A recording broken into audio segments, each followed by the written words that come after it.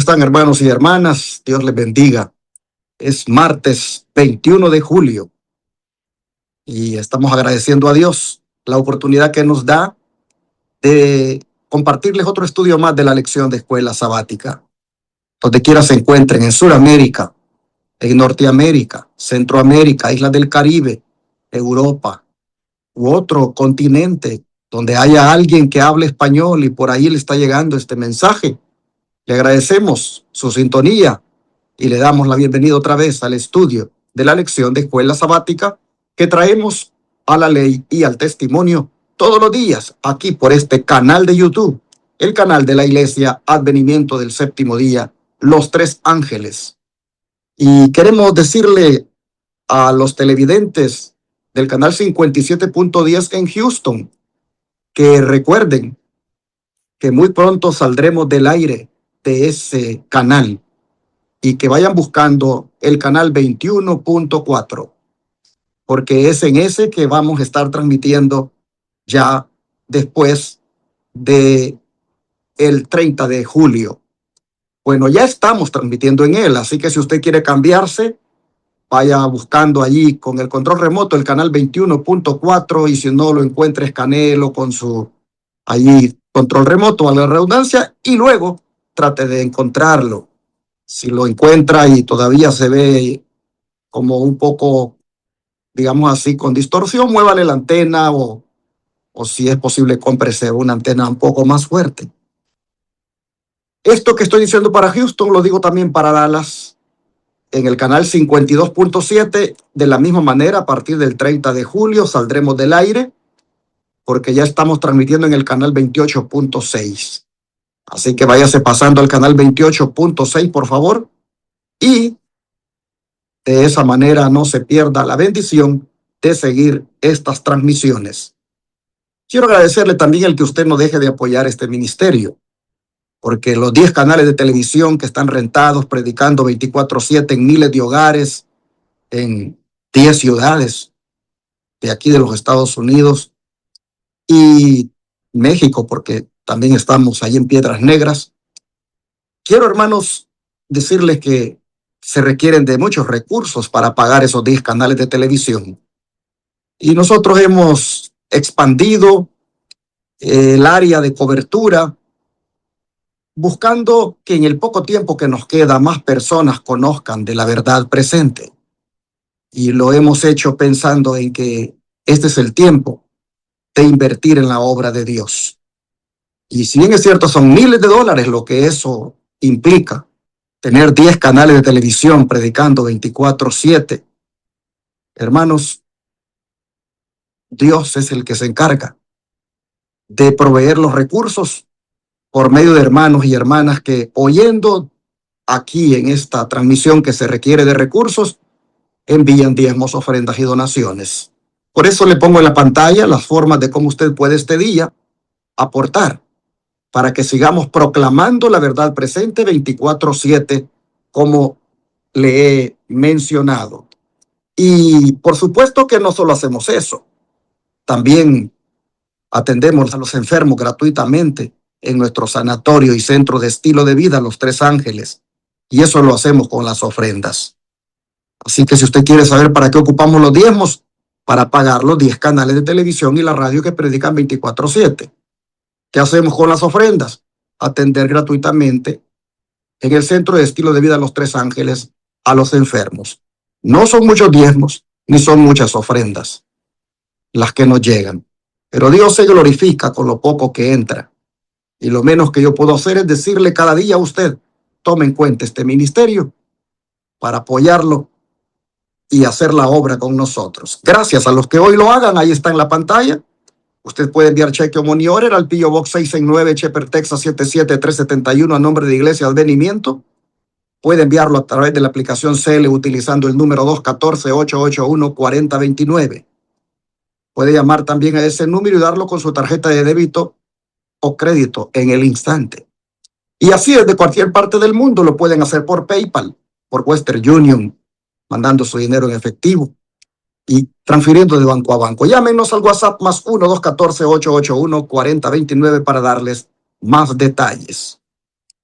Y ahora quiero que la niña de 6 años, Génesis Angulo, de allá de Perú, nos comparte el versículo de memoria. Adelante, Génesis. Este es el versículo para memorizar del día martes 21 de julio que se encuentra en Génesis capítulo 25, versículo 25. Y dice, y crecieron los niños, y Esaú fue diestro en la casa, hombre del campo, pero Jacob era varón quieto, que habitaba en tiendas. Repito, Génesis capítulo 25, versículo 27. Y dice, y crecieron los niños, y Esaú fue diestro en la casa, hombre del campo, pero Jacob era varón quieto, que habitaba en tiendas. Después de haber escuchado ese versículo, quiero ahora también invitarles para que no se pierdan la transmisión esta noche a las 6 de la tarde de la conferencia que está impartiendo el joven D'Angelo Berry. Esa conferencia sobre la música, sobre la adoración que él está compartiéndonos, hermanos y hermanas, está muy interesante. Ahí tienen ustedes en la pantalla el tema de este día. No se lo pierdan. A las 6 de la tarde, aquí por los canales de YouTube, televisión y radio. Les esperamos.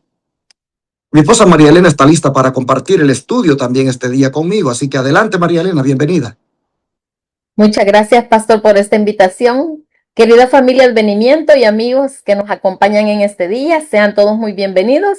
Estoy muy contenta de que nuevamente estamos listos para estudiar la palabra de Dios, esperando que esa palabra nos transforme nuestro corazón, nos limpie nuestra mente y que podamos hacer la voluntad de Dios y recibir esa palabra con mucha felicidad y alegría en nuestro corazón. Bueno, hermanos, ahora les invito para que oremos y pidamos la bendición de Dios en este estudio. Amoroso Padre Celestial, en esta hermosa mañana estoy muy agradecida, Señor, por darnos ese gran privilegio de un día más poder ver el sol, un día más poder disfrutar de toda esta naturaleza que tú has hecho para nosotros, Señor. Muchas gracias por ser tan bueno, Padre Santísimo. En esta hora, Señor, quiero poner a cada uno de nuestros oyentes, televidentes, a donde quiera que ellos se encuentren, Señor, ponerlos en sus santas manos, que nos bendiga a todos, que nos llene de sabiduría y entendimiento para que podamos entender cuál es el plan que usted tiene para que nosotros podamos ser salvos. Abre nuestras mentes y nuestros corazones, que tu Espíritu Santo haga una obra grande en nuestra mente, Señor, que sintamos ese deseo de ser transformados y cambiados y que hagamos tu voluntad, Señor, que podamos escuchar tu voz, Padre Santísimo. Bendícenos a cada uno, quédese en este estudio con nosotros, en el nombre de Jesús. Amén. Muy bien, hemos llegado al día martes 21 de julio y el tema que vamos a estudiar esta mañana lleva por título Específico y Sincero. Pastor, ¿qué pecados deben confesarse públicamente y cuáles deben confesarse solo a Dios? Esa pregunta es pertinente que se haga en este estudio porque durante muchos años el cristiano se ha preguntado si debe contarle todas sus cosas a las personas y aún sus pecados que ha cometido. Y la respuesta bíblica es no. La misma palabra de Dios establece principios que protegen tanto la santidad de la confesión como la dignidad de las personas. Mire lo que dice Salmos 32, versículo 5. Mi pecado te declaré y no encubrí mi iniquidad. Dije, confesaré mis transgresiones a Jehová y tú perdonaste la maldad de mi pecado. Hermanos y hermanas, noten que David dirige primero su confesión a Dios. ¿Por qué? Porque como hemos dicho en el estudio, creo, anterior, ayer, todo pecado es una ofensa contra el Señor. Y ningún ser humano puede otorgarnos el perdón que solo Dios puede conceder. El único mediador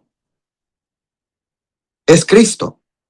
Y por eso toda confesión comienza delante de Él. Sin embargo, Cristo le agrega otro principio. Y es el que está en Mateo 5, 23 y 24.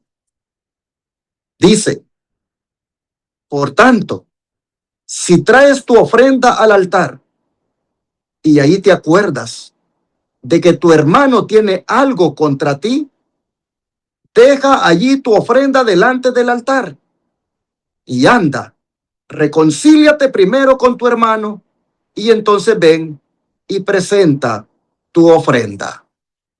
Wow. Estos dos versículos de Mateo 5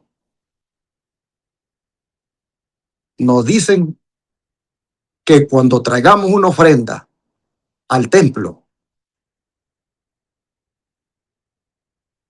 recordemos si hay algún hermano con el cual tenemos alguna situación que no hemos arreglado. Y si ese es el caso, que dejemos la ofrenda, que no la entreguemos hasta que nos reconciliemos con ese hermano. Porque con esa ofrenda estamos adorando. Y tú no puedes adorar de una manera hipócrita. Los sábados y otro día de culto, pero yo mencioné los sábados porque es a la audiencia a la cual yo en su mayoría me dirijo. Podemos estar, hermanos, adorando hipócritamente al Señor, siendo fieles en traer los diezmos y las ofrendas, pero teniendo en el corazón algo contra una hermana, contra un hermano. Vivimos criticándole constantemente, juzgándole constantemente. ¿Dónde queda esa adoración, hermano, hermana? El Señor, miren, es bien radical aquí. Él está diciendo, no entregues esos diezmos y ofrendas cuando sabes que tienes ese problema. Reconcíliate, porque ¿de qué te sirve esa adoración de dar diezmos y ofrendas si estás con ese problema en tu corazón con alguien? Hermanos y hermanas, el Señor nos está diciendo que la verdadera espiritualidad nunca separa nuestra relación con Dios de nuestra relación con nuestro prójimo. No podemos decir que amamos a Dios mientras ignoramos el daño que hemos causado a otra persona.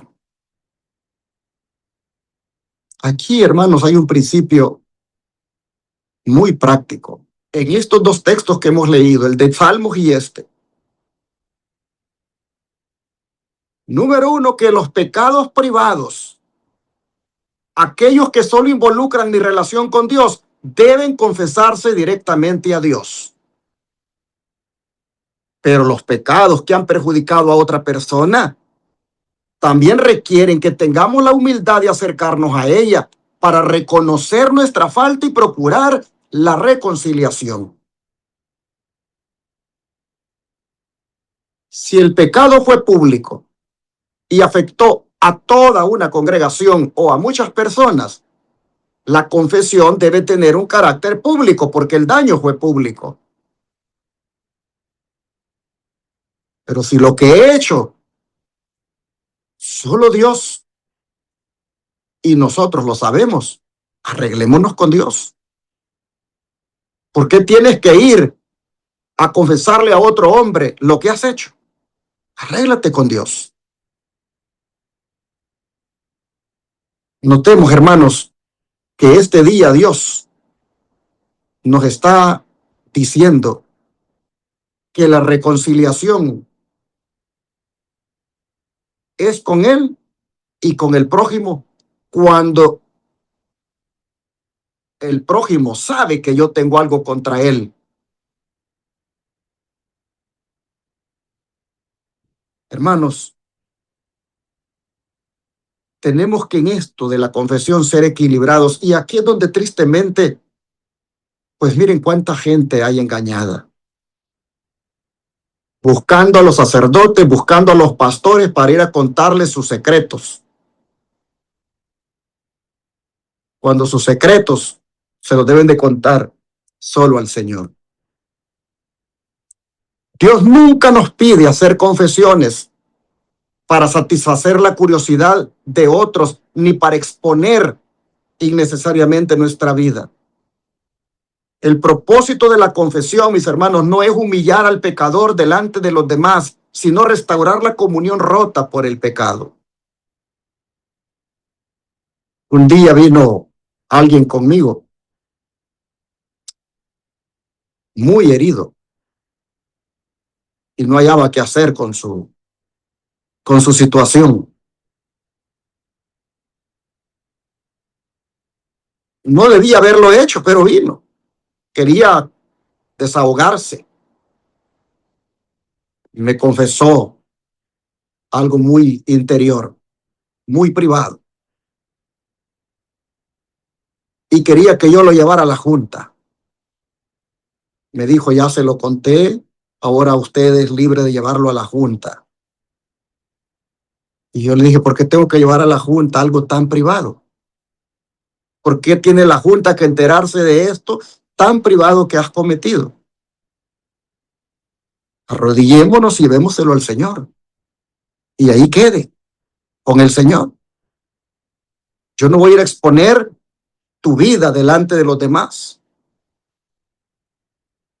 Aparte que esto no solo te va a humillar, sino que va a causar todavía más revuelo o más escándalo.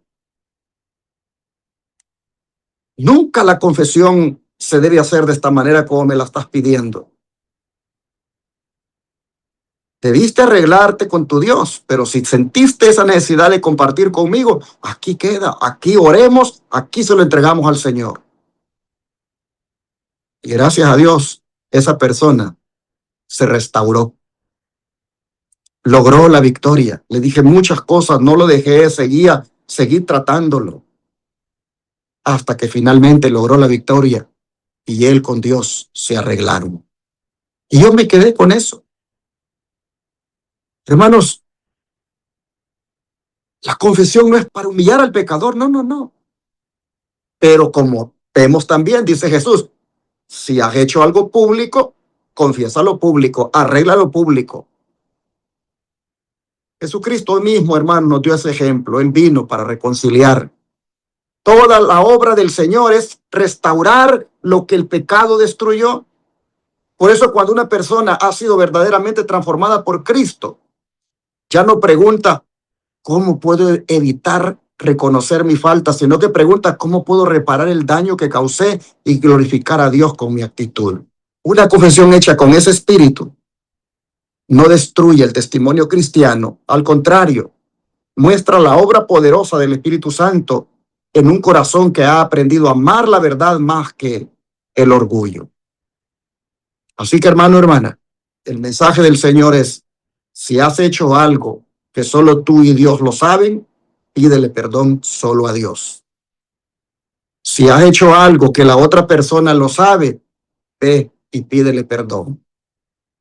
No sigas adorando, ni siquiera trayendo diezmos ni ofrendas sin arreglarte con tu hermano.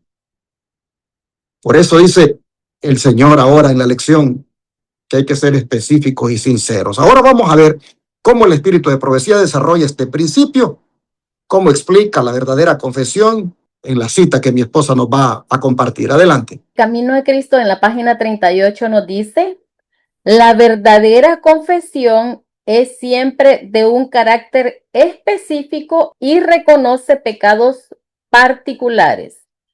Pueden ser de tal naturaleza que solo puedan presentarse delante de Dios.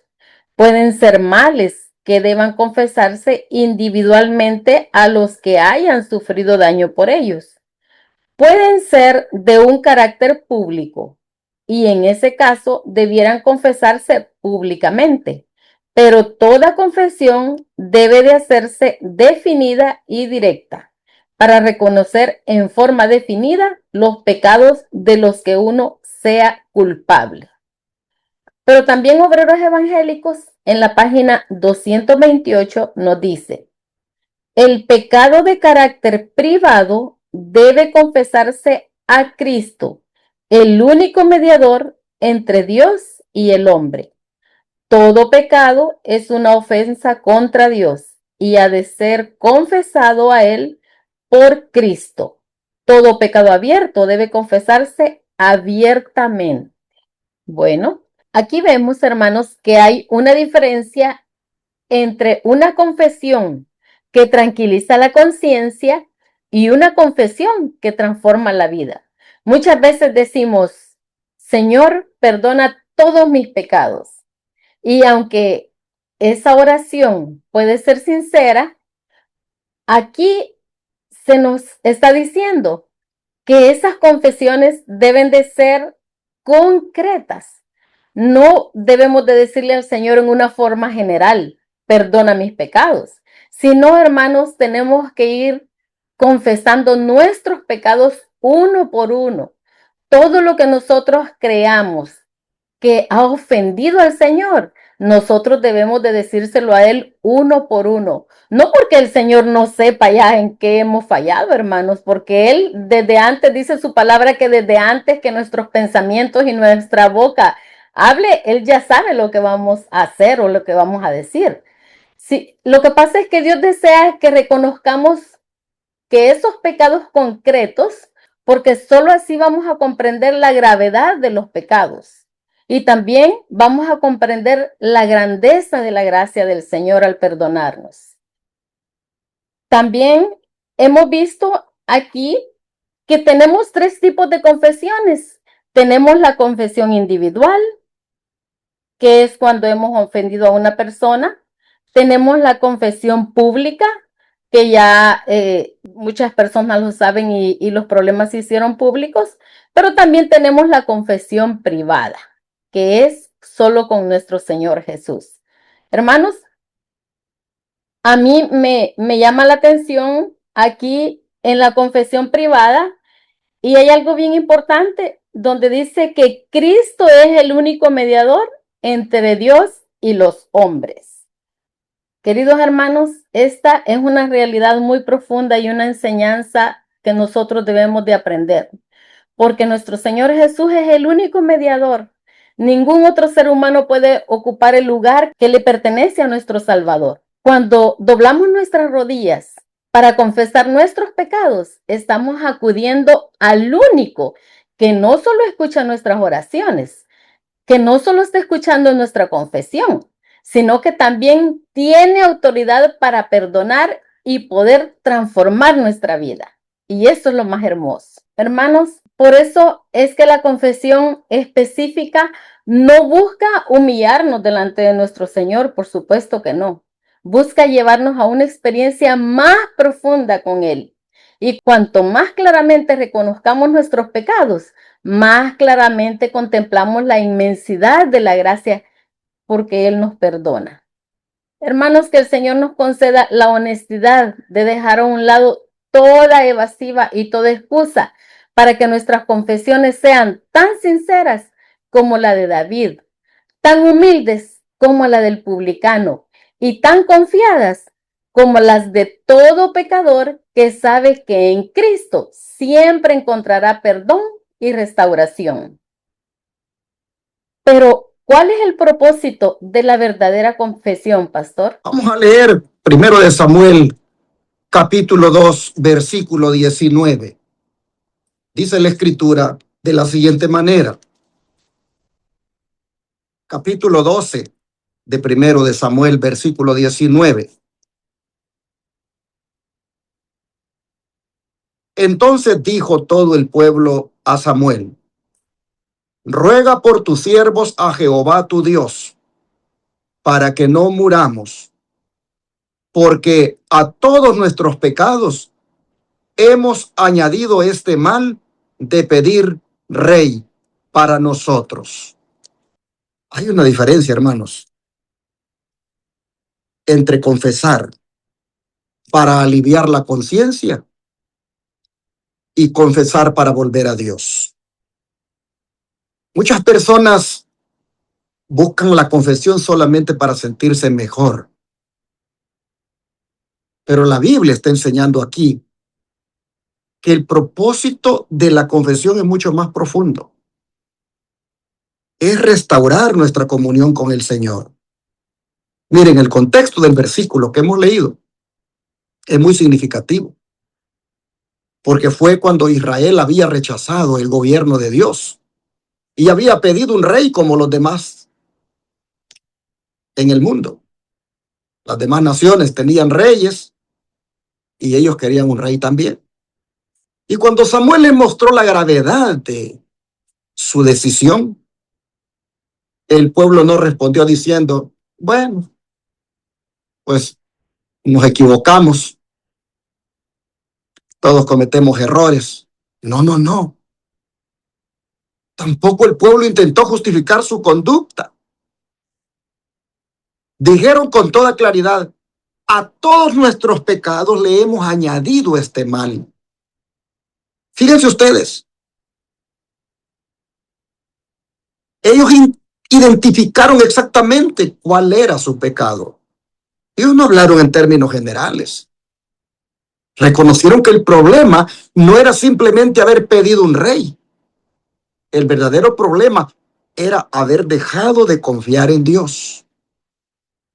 Y esto es una gran lección para nosotros, porque a veces también nosotros confesamos las consecuencias visibles del pecado, pero no la raíz que lo produjo. Por ejemplo, alguien puede confesar que habló con ira, pero detrás de esa ira quizás había orgullo. Otro puede reconocer que mintió, pero detrás de esa mentira hubo falta de confianza en Dios. De manera que la confesión verdadera, mis hermanos, no solo mira el fruto, también mira la raíz del problema. El pueblo de Israel comprendió algo más. Después de confesar, le dijeron a Samuel, ruega por tus siervos a Jehová tu Dios para que no muramos. Y allí, con eso que dijeron, dejaron de confiar en ellos y comenzaron a depender nuevamente de la misericordia divina. Y eso mismo, hermanos, ocurre con nosotros. La verdadera confesión nunca termina diciendo, ahora yo resolveré mi problema, sino que termina diciendo, Señor, sin ti no puedo seguir adelante. Y allí aparece otra vez Jesucristo. Porque Él, hermanos, no vino únicamente para perdonar nuestro pasado, sino que vino para restaurar nuestro corazón que perdió la confianza en Dios. Ese sacrificio de Cristo en la cruz, hermanos, no solo borra la culpa, sino que también reconstruye esa relación con nuestro Dios, con nuestro Padre. Por eso que el propósito final de la confesión no es simplemente obtener el perdón de un pecado específico, sino que es volver a vivir bajo el gobierno de Dios. Es decirle prácticamente esto al Señor: ya no quiero dirigir mi vida según mi propia voluntad, sino que quiero que tú seas nuevamente el rey de mi corazón. Esa fue, mis hermanos, la gran lección de Israel y sigue siendo la gran lección para nosotros hoy.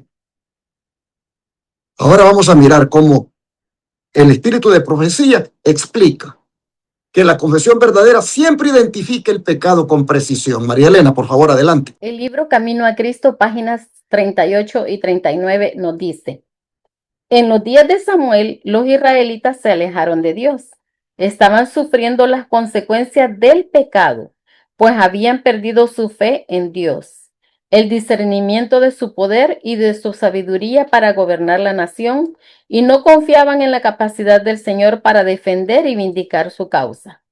Se apartaron del gran gobernante del universo y desearon ser gobernados como las naciones que lo rodeaban.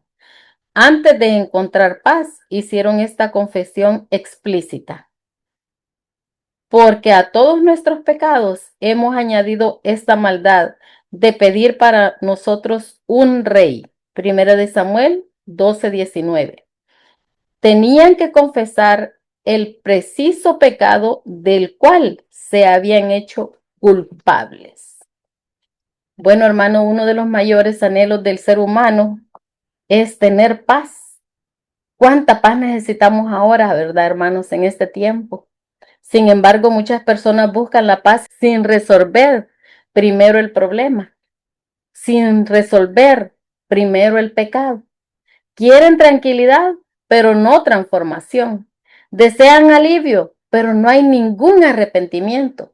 Por eso es que esta cita nos detalla que Israel encontró paz solamente después de hacer una confesión explícita. Así nos dice la cita. Antes de encontrar paz, hicieron esta confesión explícita. Hermanos, la paz de Dios no nace de ignorar la culpa. Nace cuando la culpa es llevada a los pies de Cristo. Y mientras el pecado permanece oculto, la conciencia sigue inquieta. No hay paz. Pero cuando el corazón se abre completamente delante de nuestro Señor, comienza una experiencia de descanso que el mundo no puede ofrecer. Observen ustedes que la cita dice que tenían que confesar el preciso pecado del cual eran culpables. Dios ya conocía ese pecado. Entonces, ¿por qué era necesario nombrarlo? Bueno, hermanos, porque la confesión no cambia el conocimiento de Dios, cambia el corazón del pecador. Cuando llamamos al pecado por su nombre, dejamos de minimizarlo y comenzamos a verlo como Dios lo ve, como algo aborrecible.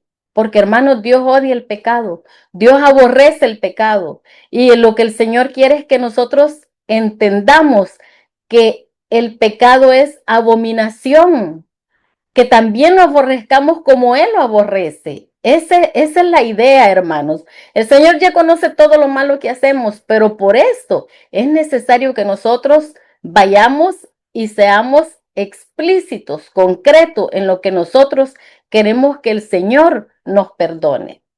También hay otra lección muy práctica aquí, hermanos, y es que muchas veces queremos que Dios elimine las consecuencias del pecado, y eso no va a pasar, porque el pecado trae consecuencias y esas las tenemos que sufrir, hermanos.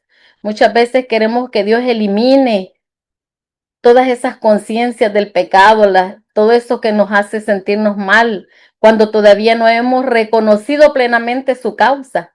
El Señor está dispuesto a sanar, pero primero desea que permitamos que la luz de su espíritu ilumine aquellas áreas que aún tratamos de ocultar, hermanos. Dios nos conoce, Dios sabe todas nuestras debilidades, pero el Señor quiere que nosotros reconozcamos cuáles son nuestras debilidades. Hermanos, nuestro Señor Jesucristo nunca rechazó a un pecador que se acercó con un corazón sincero.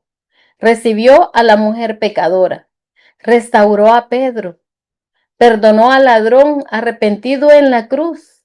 Todos ellos tuvieron algo en común. Dejaron de defenderse y se entregaron completamente a la misericordia de su Salvador. Por eso la confesión explícita no es una carga impuesta por Dios, es un regalo de su gracia. Es el momento en que dejamos de vivir escondidos y comenzamos a caminar en la libertad que Cristo compró con su sangre.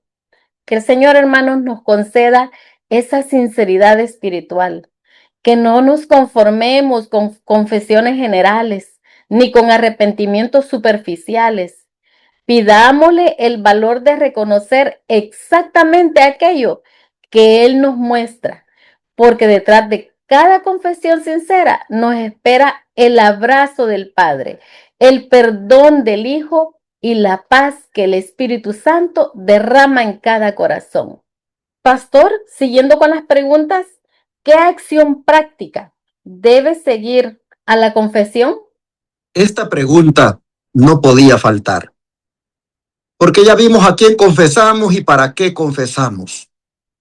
Pero ahora vamos a ver qué sucede después que hemos hecho la confesión. Isaías 1, 16 y 17 contesta esa pregunta de la siguiente manera: lavaos y limpiaos, quitad la iniquidad de vuestras obras de delante de mis ojos, dejad de hacer lo malo, aprended a hacer el bien, buscad el juicio, restituid al agraviado, haced justicia al huérfano y amparad a la viuda.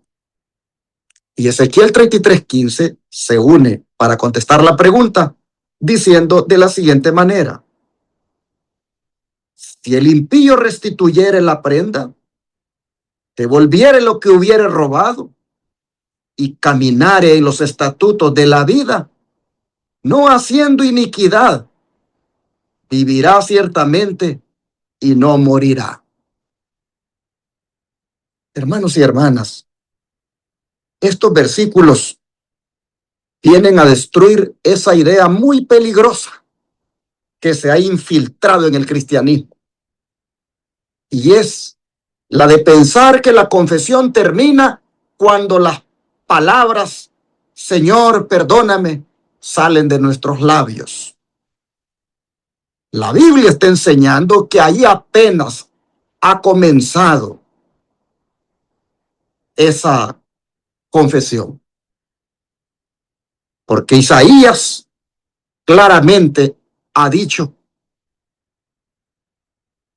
con una serie de verbos que llaman la atención, lo que corresponde hacer después que hemos confesado. Habla de lavarnos, limpiarnos, quitar la iniquidad, dejar de hacer lo malo y aprender a hacer el bien. Fíjense, Dios no se limita a decir confiesen. No, Él también muestra un camino de transformación. Es decir, la gracia nunca nos deja ahí donde nos encontró, sino que la misma gracia que hace posible el perdón nos ayuda ahora para vivir una vida diferente. Luego Isaías le añadió algo más hermoso, cuando dice: busquen justicia, restituyan al agraviado, hagan justicia al huérfano y amparen a la viuda. ¿Eso qué nos dice? Que el arrepentimiento no consiste solamente en abandonar lo malo que habíamos hecho, sino que consiste en practicar ahora hacer el bien, hermanos. El cristianismo no es simplemente dejar ciertos pecados, sino que es reflejar el carácter de Cristo en nuestra vida diaria. Y por eso el profeta Ezequiel ha llevado la enseñanza más adelante, al decir que el hombre arrepentido devuelve la prenda, restituye lo que robó y anda en los estatutos de la vida. ¡Wow! A veces, cuando hablamos de la justificación por la fe, estos textos los pasamos por alto. Y esto es parte, hermanos, de la justificación. Mire lo que está diciendo aquí, que cuando es posible reparar el daño causado, el arrepentimiento verdadero procura hacerlo. No porque la restitución compre el perdón, no, sino porque un corazón que ya fue perdonado ahora desea hacer todo lo posible por corregir el mal que produjo. Pensemos nuevamente en Zaqueo. A Zaqueo nadie lo obligó a devolver lo que había tomado injustamente. Fue el amor de Cristo el que produjo ese cambio. la gracia que había recibido despertó en él el deseo de actuar con justicia. Y así ocurre, hermanos, con nosotros cuando la confesión es sincera, cuando el arrepentimiento es sincero. Hermanos, ahora los frutos se van a ver, porque la gracia que te ha perdonado ahora te ayuda para que tus decisiones, tus palabras, tu trato con tu familia, con tus hermanos en la iglesia, con los compañeros de trabajo, con las personas que te rodean, sea diferente. Y todo eso ha sido obrado por Jesucristo, hermanos. Él no murió solamente para borrar nuestros pecados. Murió, hermanos, para restaurar la imagen de Dios en nosotros. Entendamos bien que la salvación no consiste solamente en ser perdonados, sino también en ser transformados, hermanos, para vivir como hijos de Dios. Por eso, el mejor testimonio de una confesión sincera no son las lágrimas que podamos derramar durante una oración, sino que el mejor testimonio de una confesión sincera es la vida nueva que comienza después de que nos hemos levantado de esas rodillas. Sí, se vale llorar, sí, se vale sentir la emoción, se vale sentir la tristeza que se muestra en lágrimas, pero hermanos y hermanas, el mejor testimonio de que eso ha sido sincero es cuando tú te levantas de esas rodillas que has llorado, pero ahora esa gracia del Señor que te ha perdonado te hace que seas diferente. Cristo perdonó tu falta allí, pero ahora Cristo te levanta para que vivas una vida diferente. Y así vamos a leer la última cita del Espíritu de Profecía, donde la sierva del Señor Ellen White va a explicar que el arrepentimiento verdadero siempre produce una reforma en la vida. ¿No es cierto, María Elena? Y el libro Deseo de todas las gentes, en la página 509, nos dice que la confesión no es aceptable para Dios si no va acompañada por un arrepentimiento sincero y una reforma. Debe haber cambios decididos en la vida. Todo lo que ofenda a Dios debe de dejarse. Tal será el resultado de una verdadera tristeza por el pecado. Toda alma convertida querrá, como Zaqueo, señalar la entrada de Cristo en su corazón mediante el abandono de las prácticas injustas que caracterizaban su vida. A semejanza del príncipe de los publicanos, dará prueba de su sinceridad haciendo restitución. Hermanos, por eso es que hay una pregunta que cada creyente debería de hacerse después de confesar sus pecados. ¿Mi vida demuestra que realmente me arrepentí? Necesitamos sincerarnos con nosotros mismos, porque nosotros sabemos si de verdad al confesar nuestros pecados estamos siendo lo más sincero posibles o no. Porque cuando volvemos otra vez a lo mismo y estamos siempre reincidiendo en lo mismo y en lo mismo, es porque muchas veces no estamos siendo sinceros con esa confesión. Hermanos, el arrepentimiento no se mide por la intensidad de las emociones, sino por la dirección de la vida. Una persona puede llorar profundamente por un pecado y sin embargo volver a practicarlo sin ningún deseo de cambiar, y esto es el peligro. Eso es bien peligroso, hermanos. En cambio, otra persona puede expresar pocas palabras, pero tomar decisiones firmes para obedecer a Dios. Y esa segunda persona ha entendido el verdadero significado de la confesión. Yo he conocido personas que dicen, de verdad, yo no vuelvo a tomar y no vuelvo a tomar. En el nombre de Dios no vuelvo a tomar y me voy a arrepentir. Pero ¿qué pasa, hermanos? A los meses vuelven y caen otra vez. Entonces es necesario, hermanos, que nosotros nos confesemos de todo corazón y nos mantengamos con una vida estrecha con el Señor, porque si no, uno no lo logra, hermanos. porque somos débiles, somos seres humanos débiles, pero el Señor está ahí para que aún en esas caídas nosotros podamos levantarnos con su ayuda. Hermanos, la gracia de Dios produce algo mucho más profundo cuando Cristo entra en nuestro corazón. Despierta en nosotros el deseo de restaurar lo que el pecado destruyó. No siempre podremos corregir todas las consecuencias del pasado, pero algunas ya no dependen de nosotros. Pero todavía donde podemos hacer el bien, el Espíritu Santo nos impulsará a hacerlo. Queridos hermanos, al terminar este estudio del día martes, comprendemos que la confesión verdadera tiene 4 características. Y la primera es sincera. La segunda es específica. La tercera asume la responsabilidad. Y la cuarta produce un cambio visible en la vida del ser humano. Y esa es la confesión que glorifica a Dios, la que fortalece nuestro testimonio y permite que el mundo vea el poder transformador del Evangelio. Que el Señor nos conceda esta experiencia, que nuestras palabras de arrepentimiento no sean solamente una expresión de labios, sino el reflejo de un corazón renovado por la gracia de Cristo. Entonces podremos decir, como el apóstol Pablo, ya no vivo yo, mas vive Cristo en mí.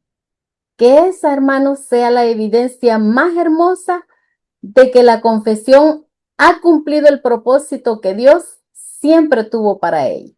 Que el Señor le bendiga. Pastor. Bien, hermanos, entonces creo que es un buen momento para que oremos y confesemos al Señor de la manera como Él nos ha enseñado ahora. Y si el Espíritu Santo nos ha hablado y nos está haciendo saber que debemos corregir algo en nuestra vida, no nos tardemos más. Inmediatamente, hermanos, hay que hablar con Dios y arreglarnos, porque hoy puede ser el comienzo de una experiencia más profunda con Cristo. Necesitamos la victoria sobre nosotros mismos, sobre nuestros defectos de carácter. Hablemos con Dios, confesémosle a Él cualquier cosa que haya en nosotros que no hemos hablado con Él, y arreglémonos con los hermanos o las personas que conozcamos para que así podamos ser cristianos verdaderamente sinceros. Oremos al Señor en esta hora. Te damos gracias, Padre, por hacernos ver lo que representa o lo que envuelve la verdadera confesión, cómo también conlleva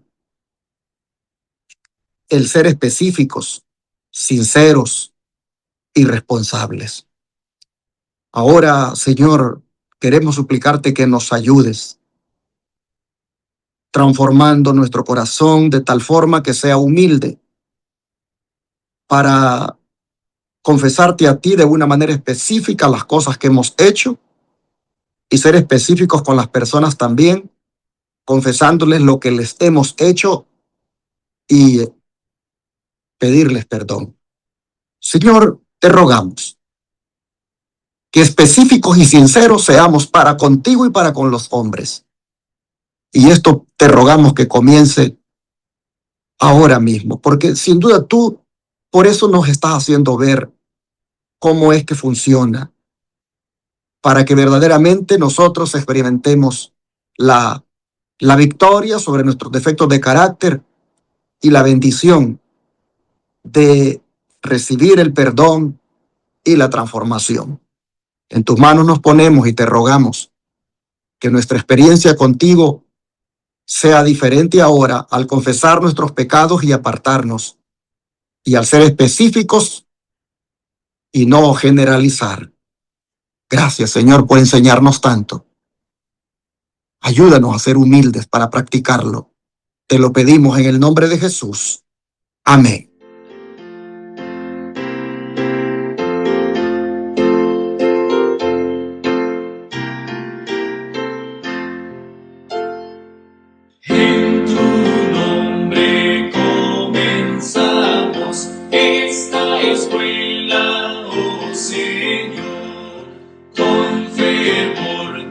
suplicamos, Señor.